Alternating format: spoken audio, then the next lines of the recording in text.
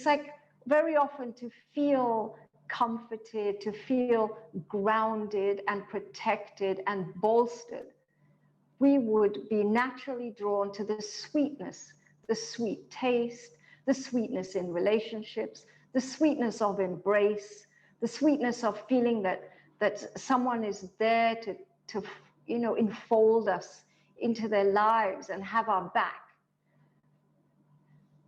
And how easy it is to become addicted or to develop a preference, a bias towards that sweetness.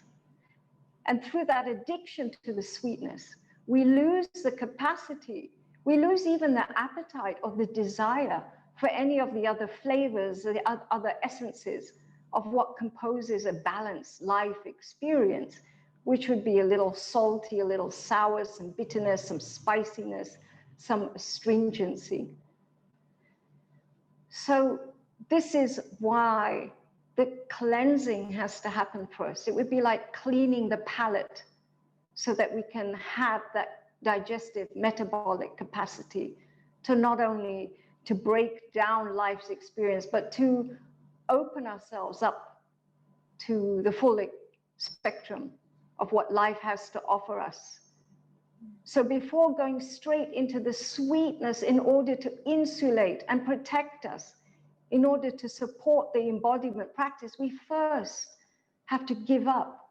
We first have to consciously let go and flush out and to seek out all the way to the original cause, the original root cause of the discomforts that we want to avoid or we want to protect ourselves from.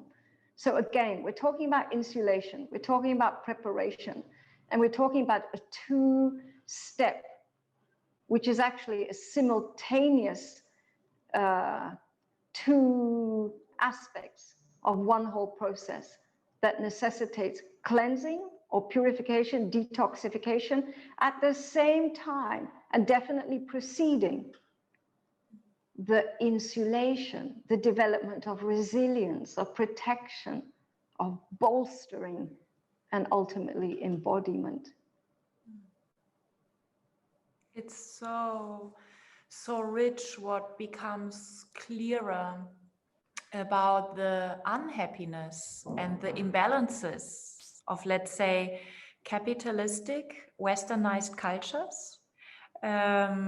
Because also what I shared in the first place, it's such a reflection of we are burning down even the last resources of this planet.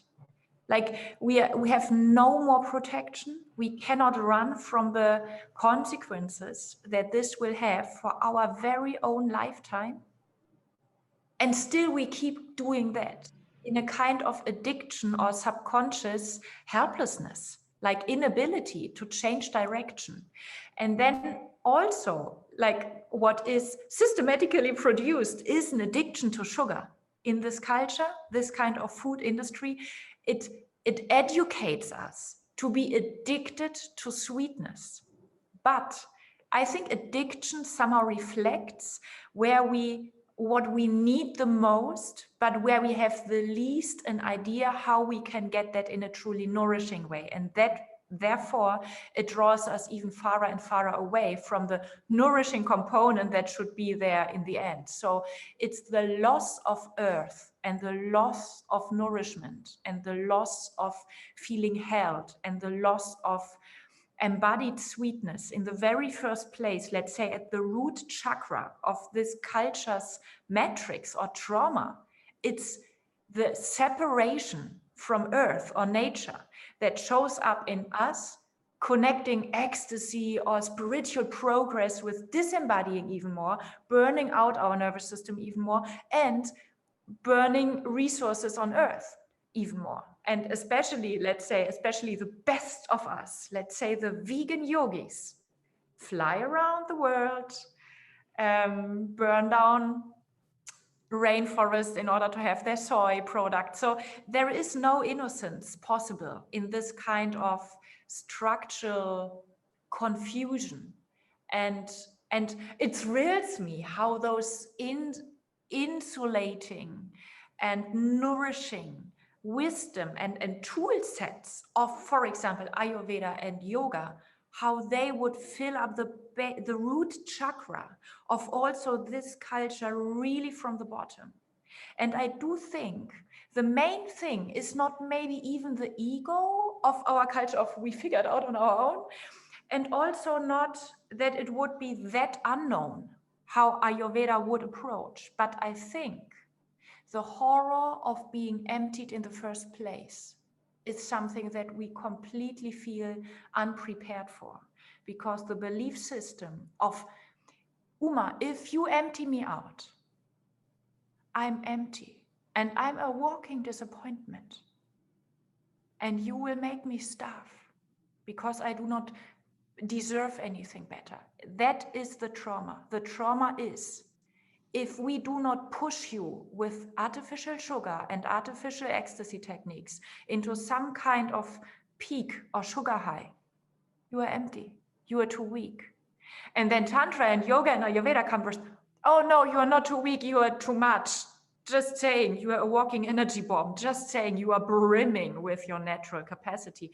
But even that, it's like me saying that, and then of course me having some reference somatic experiences, but also this I have to consider as a privilege. And in the first place, it's blah blah.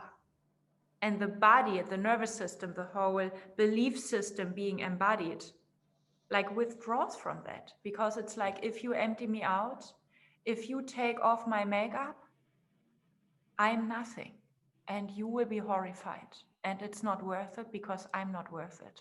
And I think that's so what, to some extent, on one level, what Ayurvedic tools in my everyday routines start teaching me. And I'm so grateful for this inner breakthrough against this inner resistance of sweetness and insulation, more and more every day, a little bit,